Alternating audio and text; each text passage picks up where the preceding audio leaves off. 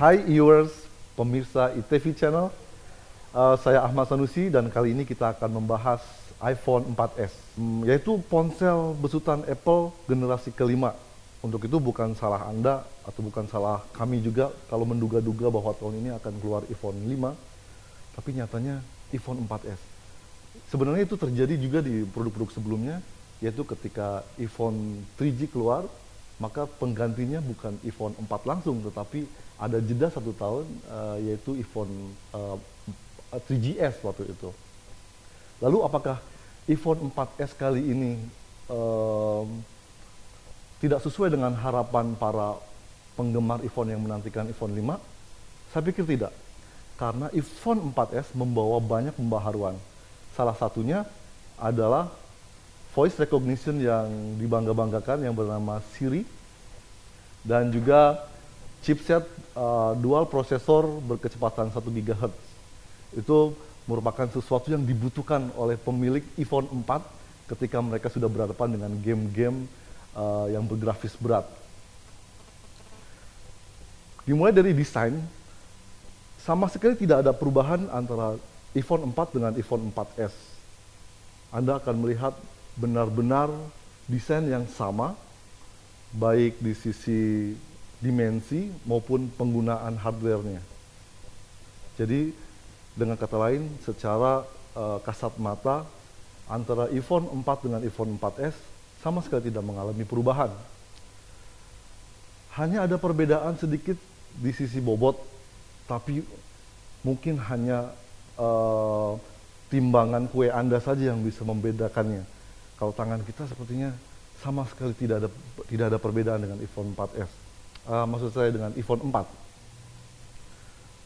Lalu apa yang baru dari iPhone 4S? Saya akan tunjukkan di sini. Ketika kita menekan tombol home yang lama, akan muncul sebuah voice recognition bernama Siri.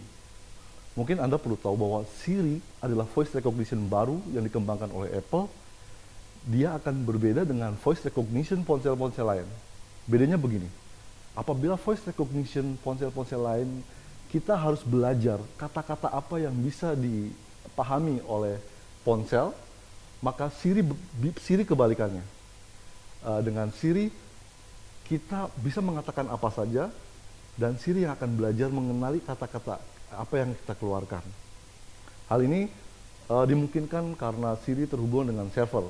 Maka dari itu Anda tidak mungkin bisa menggunakan fitur Siri dengan maksimal ketika tidak ada jaringan internet. Bahkan sayangnya sampai saat ini Siri tidak bisa optimal digunakan di Indonesia karena hanya support beberapa bahasa saja, yaitu bahasa Inggris Amerika, Inggris Australia, Jerman, dan Perancis.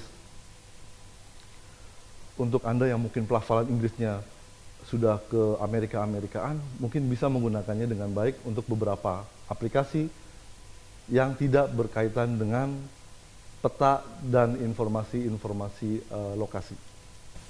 Perbedaan berikutnya ada pada chipset dual core 1 GHz milik iPhone 4S dibandingkan dengan chipset ARM Cortex A8 1 GHz single core milik iPhone 4, maka artinya dia sudah siap berjalan 2 kali lipat lebih cepat daripada iPhone 4.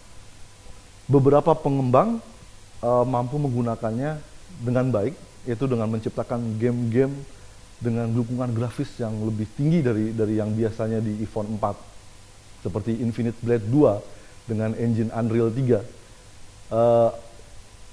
Anda hanya bisa merasakan berjalan smooth hanya di iPhone 4S dan iPad 2 karena keduanya sama-sama menggunakan prosesor yang kekuatan sama.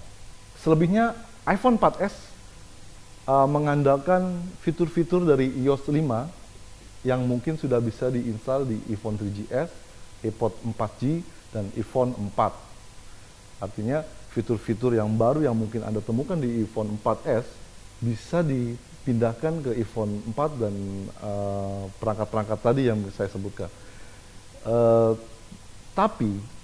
Tapi dengan prosesor yang lebih cepat itu, maka experience yang kita dapat akan lebih baik tentunya. Hal yang baru berikutnya di iPhone 4S adalah resolusi kamera. Ketika di iPhone 4 kita hanya mendapatkan kamera 5 megapiksel, maka di iPhone 4S kita mendapatkan 8 megapiksel. Apakah hanya perbedaan resolusi saja yang kita dapatkan? Tentu tidak.